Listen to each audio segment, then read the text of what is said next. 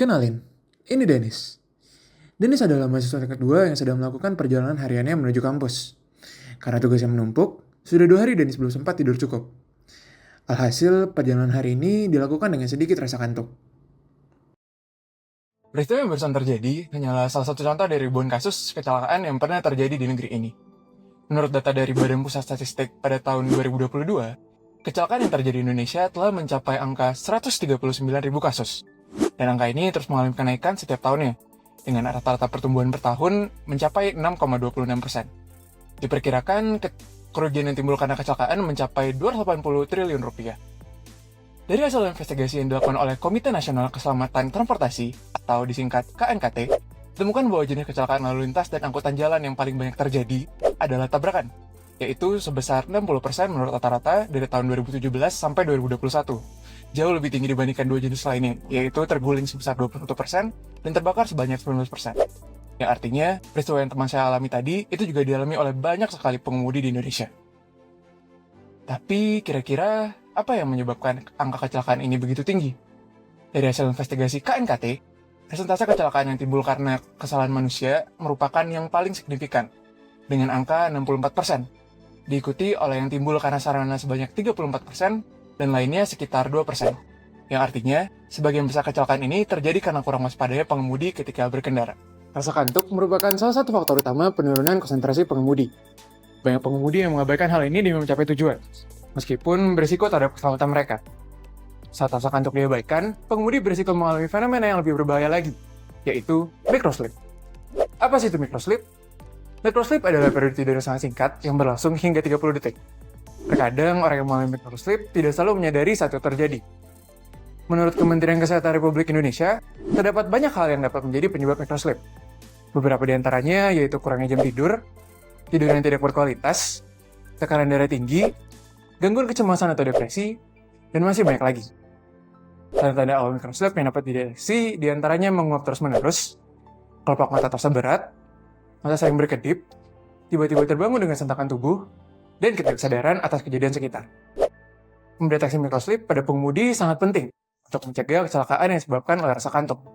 Deteksi ini dapat menjadi salah satu upaya represif pencegahan microslip yang perlu dilakukan seiring dengan dilakukannya upaya preventif. Tapi bukannya udah pernah ada ya solusinya?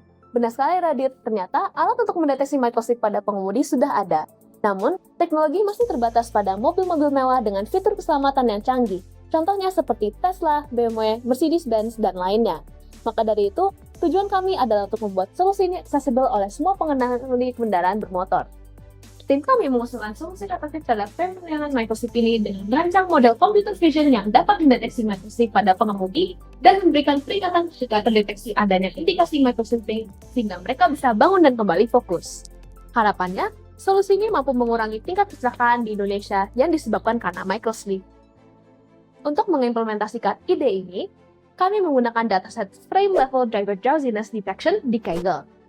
Dataset yang disingkat dengan FL3D ini sebenarnya merupakan data foto-foto yang diambil dari data video Nighttime Yawning Microslip Eye Blink Driver Distraction atau NITY-LED. Dari data ini, model kami dilatih dengan kriteria label pada data sebagai berikut.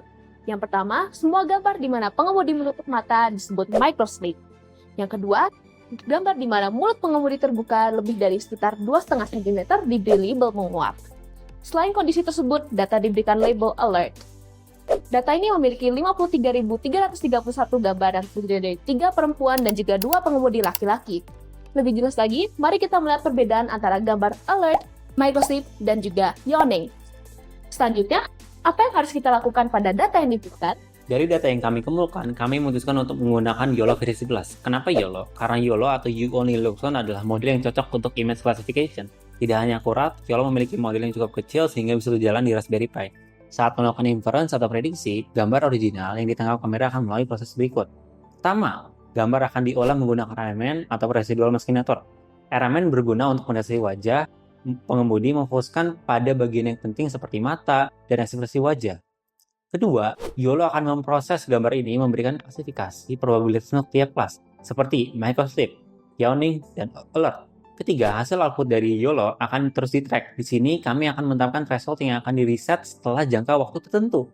Setiap kali YOLO mendeteksi pengemudi menguap atau mengalami microslip, kami akan meningkatkan counternya. Lalu, jika counter mencapai threshold yang sudah ditentukan, perangkat akan memberikan peringatan kepada pengemudi dalam bentuk suara. Ini akan membantu memastikan pengemudi sadar bahwa mereka harus berhenti atau beristirahat. Model kami berhasil mendapatkan hasil yang cukup memuaskan. Jika kita lihat metriknya, model ini mendapatkan akurasi sebesar 98% dan average F1 score di semua kelas sebesar 0,973. Tidak hanya itu, YOLO juga mampu memberikan inferensi yang sangat cepat, mencapai 93 milidetik per gambar dengan format ANSI-NN.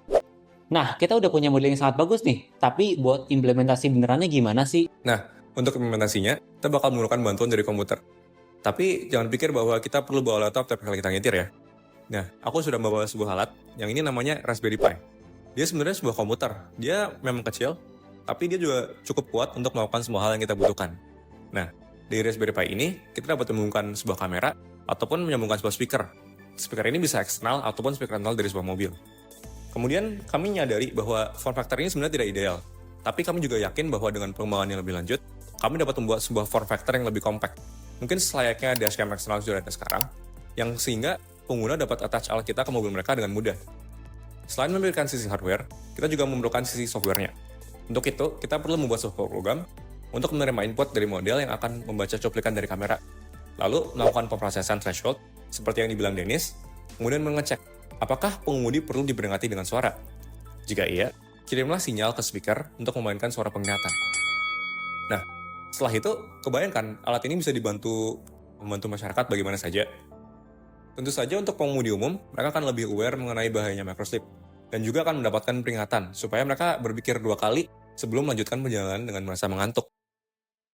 Peringkatan awareness inilah yang kita harapkan akan setidaknya mengurangi tingkat kecelakaan lalu lintas yang diakibatkan oleh rasa kantuk. Namun, kami rasa bahwa use case ini tidak terbatas pada use case komersial saja. Salah satu use case lainnya adalah pada industri logistik. Setiap hari, ribuan truk melakukan perjalanan panjang dengan waktu istirahat yang minimal antar pengemudi. Hal ini menyebabkan mereka sangat rawan untuk mengalami microslip. Salah satu upaya yang dapat dilakukan pengelola armada truk adalah untuk mengaplikasikan solusi ini pada tiap truk mereka. Dengan ini, mereka tidak hanya membantu pengemudi dengan mengingatkan pengemudi akan microslip, tapi mereka juga dapat mengevaluasi data-data tingkat kantuk pengemudi mereka dan melakukan perubahan yang sesuai untuk meminimalisir resiko dari kecelakaan. Tentu solusi kami jauh dari sempurna. Salah satu yang dapat dikembangi adalah untuk mengimplementasikan solusi kami menggunakan kamera infrared. Kenapa infrared? Karena infrared dapat melakukan pengecekan bahkan tanpa ada cahaya sama sekali. Selain itu, perlu diingat bahwa model kami dilatih dengan dataset yang walaupun cukup besar, variasi subjek tidak terlalu besar.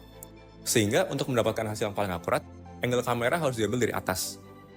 Hal ini tentu dapat dimitigasi dengan memperluas jangkauan dataset.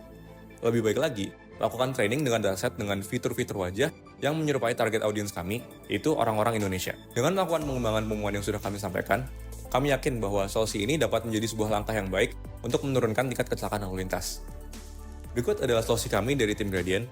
Kami mengucapkan terima kasih sudah menonton dan selalu hati-hati di jalan.